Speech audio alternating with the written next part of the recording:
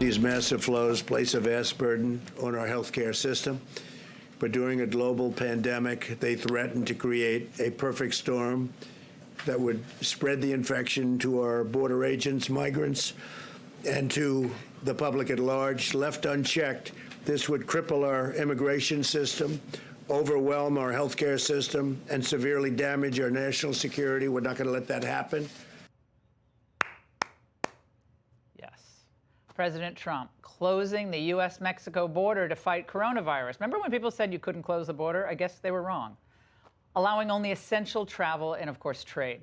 Now, we warned you earlier this week about a potential nightmare unfolding at our southern border, and now it's even more urgent. In the last week, the number of confirmed cases in Mexico quadrupled from about 40 to more than 160, and that's only what the official stats tell us. The Mexican government doesn't seem to care much at all. While they did close public schools, there are no travel restrictions and only limited screenings of any travelers. And large gatherings, concerts, and so forth are still happening.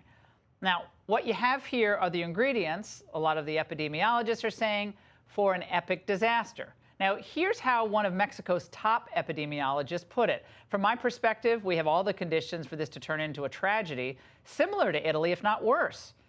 So now imagine what would happen at our own border if Mexico overtook Italy as the deadly hotspot for COVID-19. Acting DHS Secretary Chad Wolf painted a pretty dire picture earlier today. The outbreak on our southern border would likely increase the strain on health systems in our border communities, taking away important and life-saving resources from American citizens. Joining me now is Acting CBP Commissioner Mark Morgan. Commissioner Morgan, the border is closing, but does that mean enforcement is enhanced and more boots are on the ground? How are we, quote, closing the border? And places where I was, I mean, it's pretty desolate.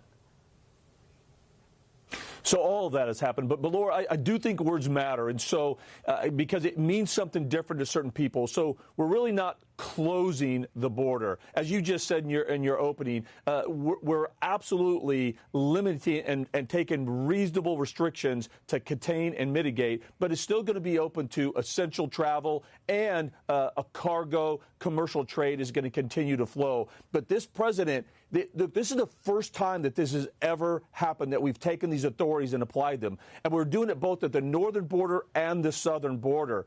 Again, this is bold, aggressive action, but it's yet common sense, and it's exactly what we need to do.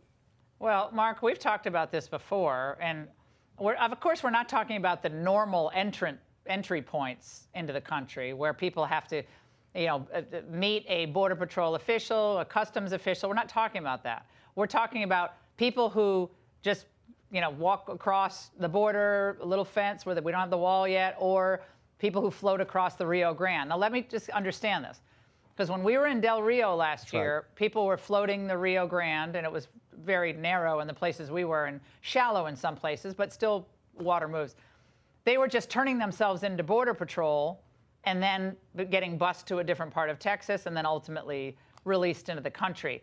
I understand that we've also gotten rid of or suspended all asylum applications in between ports of entry. Is that correct? Laura, you're absolutely right. That's the game changer, and that's the bold, aggressive action that this president took today and announced. With the CDC order, what they have said is that exactly what you've been saying. And, Laura, we've been part of the task force from day one, and we've been talking with CDC and the other healthcare providers. And today they gave the final order that allows CBP to do just what you described. Now, when they enter illegally, we don't know anything about them. They have no documentation. We don't know anything about their medical history. Now, instead of taking them in, I'm just saying that, like, we should have done this.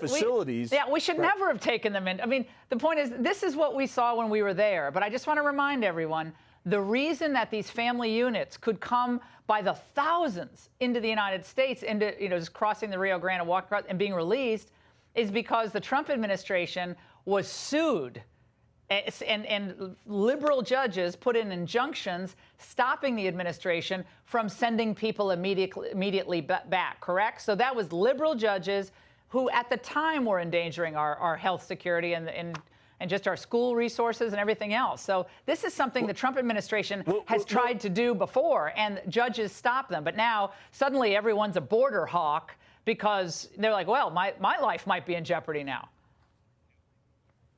Well, Laura, you're spot on. And this is another look. Today, right now, this is not about immigration. What this is about is borders matter, though. And that's what we're seeing right now. So the unprecedented bold action this president has taken is first and foremost because it's a health care crisis. And we need to protect, first, for me, I want to protect the men and women of CBP and the American people. And with this bold action, the immigrants themselves are actually going to be protected as well. So now, once they come across illegally, the men and women of CBP, now the authority, we're turning around right there and returning them to Mexico. You like the word bold, Mark. He said bold, very bold. It is bold. But, I mean, it was bold last year when the administration did this. I mean, they tried to stop this nonsense a year ago. And again, Trump was way ahead of the curve on this border problem. And now all these other people are coming along to the view. However, Commissioner Morgan, Joe Biden just 8 days ago was tweeting this. He said, a wall will not stop the coronavirus. Banning all travel from Europe or any part of the world will not stop it. This disease could impact every nation, any person on the planet. We need a plan to combat it. So Joe Biden wouldn't have done any of this. So we would have had more people flooding in from affected areas. Look, Laura, in just 9 months, in a 30-day period, because of the tactics that we've taken, and again, I'll say because of the bold action this president has taken. The drinking game. In a single month, right? In a single month, we've reduced that flow by 100,000. That's right now in this pandemic that we're in, this health crisis. That's 100,000 less individuals that would have been illegally entering our country. That is absolutely a game changer. Well, and the wall is a part of that. Yeah, well, we need all of that. And this has to be a lesson for going forward. We don't need TB coming into the country. We don't need our schools to, I mean, these people who are losing their jobs all over the country, we don't need a flood of new workers into America, okay? We need people back to work as soon as medically possible, as soon as it's okay health-wise.